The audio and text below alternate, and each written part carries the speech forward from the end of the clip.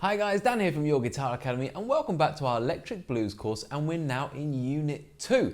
And in this unit we're going to be looking at a kind of downtown Chicago style groove, and it's all about learning your dominant 7th cage chords across the neck and how you use them for a 12-bar blues, okay? So not only will we be learning all of these great chord shapes that are going to serve you so well in your blues playing, we're also going to show you how you put them together over a really kind of upbeat, super cool 12-bar structure, okay? And along the way, there's loads of other little bits that we're going to work through, especially how you can then go and take this into various keys and various different rhythms. So there's tons to get on with, so pick up your guitar and let's get started.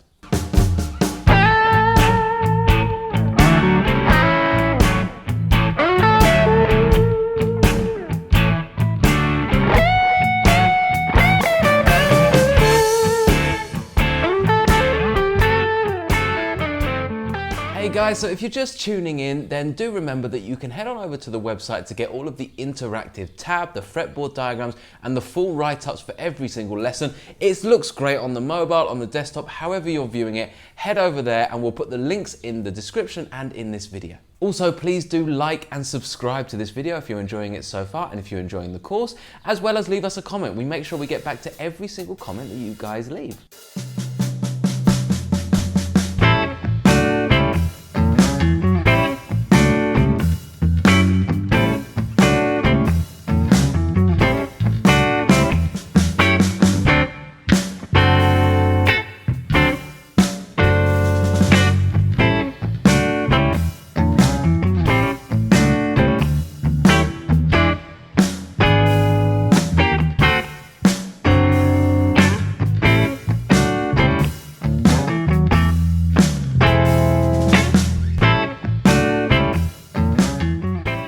Okay then, so that's the track that we're going to be working with over the next set of lessons in this unit. Now, what I want to do in this lesson is just get started by introducing the kind of theory of the dominant 7th chord, as well as the 12-bar structure, because these are the two crucial elements that you're going to need to really understand in order not only to just be able to play this, but really know what's going on, so that when it comes to kind of jamming situations or getting creative, songwriting, learning other tracks, you really know how to kind of get with that and do that off the top of your head. Okay, so understanding the basics is crucial for that. So first of all, let's just talk dominant 7ths, because typically when we talk about a 1-4-5 progression in the blues, we're talking about dominant 7th chords. Now, you will have other scenarios whereby you might have a minor 1-4-5 where you deliberately,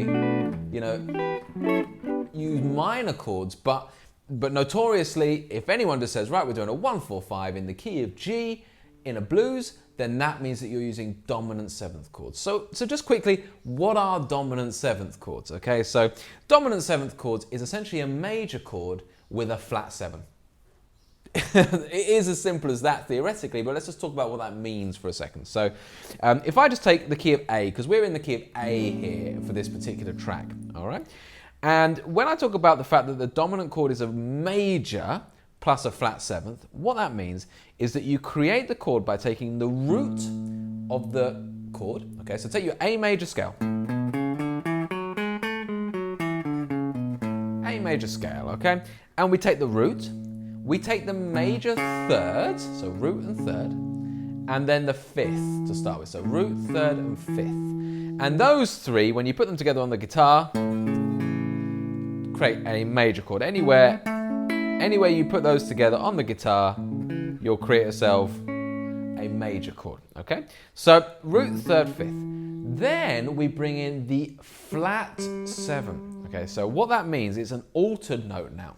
So essentially, if I take my A major scale, 1, 2, 3, 4, 5, 6, 7, the 7 in this instance is a right there, okay, so it's an A flat or G sharp really, I should say, not really A flat, G sharp in theoretical terms, but I'm going to bring in a flattened 7, so a G sharp goes down to a G, okay, so whenever you're dealing with, if you're kind of looking at chord theory and it says 1, 3, 5, that means you take your major scale and you just take the first note, the third note, and the 5th note from the major scale. They're unaltered.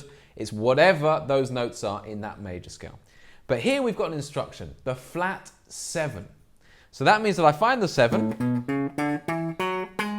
and I flatten it, flat 7. So I'm bringing in this flattened 7, okay? And when I put those notes together on the guitar, and we're going to be learning all the shapes for this, okay? So don't worry if you don't know any shapes yet.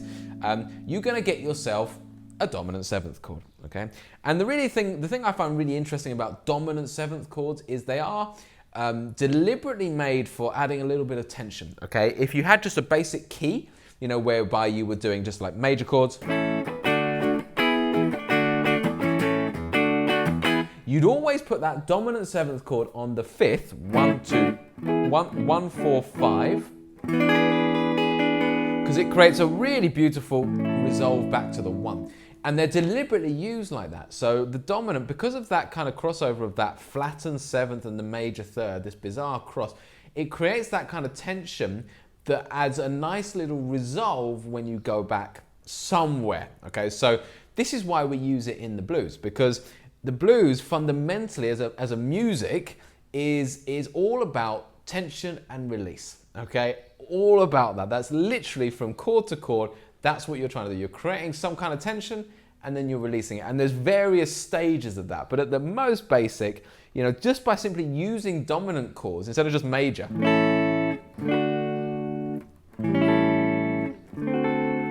creates this whole different sound, and it's really notoriously blues, okay? Really, I don't think there's any other setting whereby, maybe in a funk setting, you would maybe use dominant chords as well in that kind of same way, but it really is, really kind of, its essence is in the blues music. So that's the kind of idea of this flattened 7th and how it then impacts the dominant 7th chord.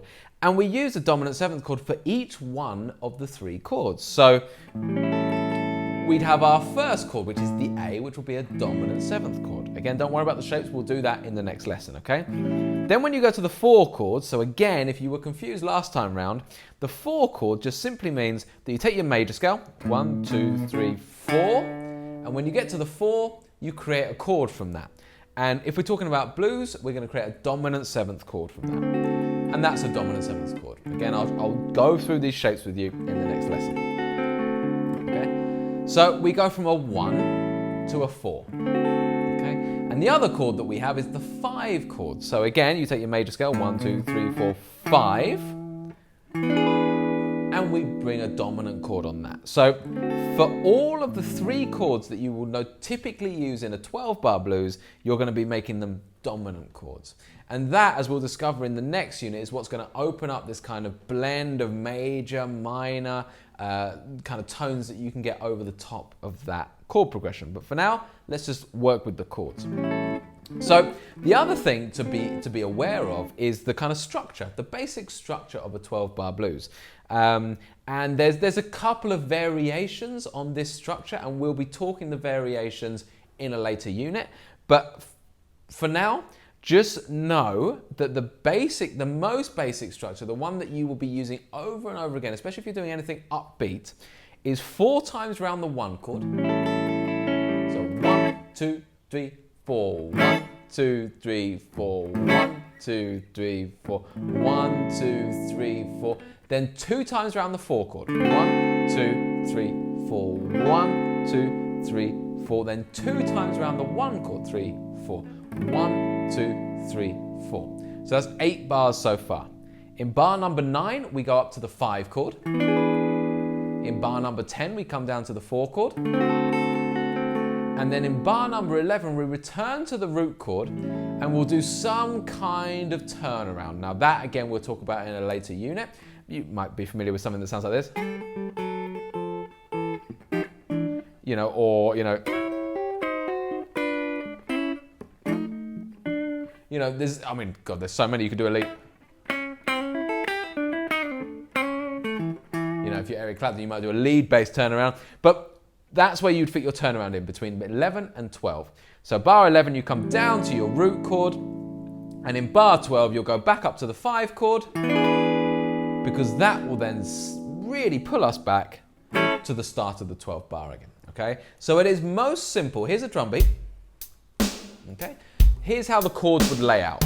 1, and we'll just speed that up a little bit because we don't need to really follow along specifically with this, but so swing, upbeat, 2, 3, 4. We got bar number 1, 2, 3, 4. Bar number 2, 2, 3, 4. Root again, 2, 3, and then the root chord again. Now bar number 5, we're going to go to the 4 chord. Bar number 6, the same. Then back down to the root chord for bar number 7. And again for bar number 8. For bar number 9, 5 chord. For bar number 10, the 4 chord. And then we're going to go turn around of some kind and then back to the 5 chord. Okay?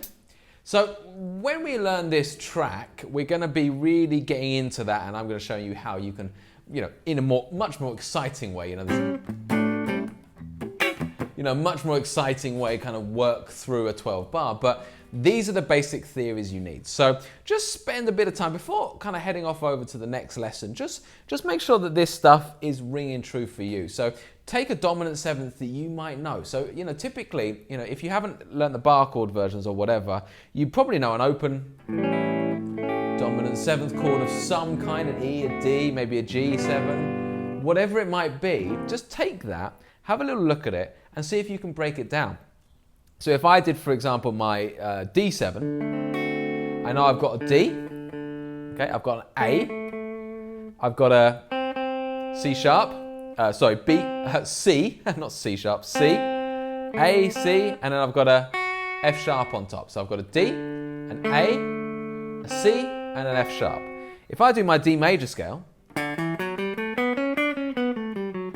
we've got a D, the 3rd is the F sharp, so we know that's covered at the top there. The 5th is the A, so that's that one. And then, as for the C, well, there's a C sharp, so I flatten it to C, and I've got that dominant chord in there. So you can see just how valuable it is to know that, have that knowledge, that you can look at any chord and you can be like, okay, I can see why that's that. The notes are in a funny order. We've got root 5th, then flat 7, then major 3rd, but it's the same makeup. So it is, in fact, a dominant chord. So just be thinking about that, working with that 12 bar, and next time what we're going to be looking at is the 5 cage chord shapes for dominant 7.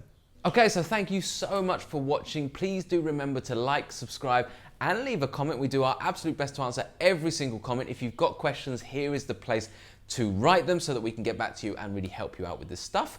If you want to carry on with this course and you're loving it, then you can find the next lesson right here, and you can start the whole thing. The whole playlist is here on YouTube as well. So click one of those 2 links and I'll see you in the next lesson.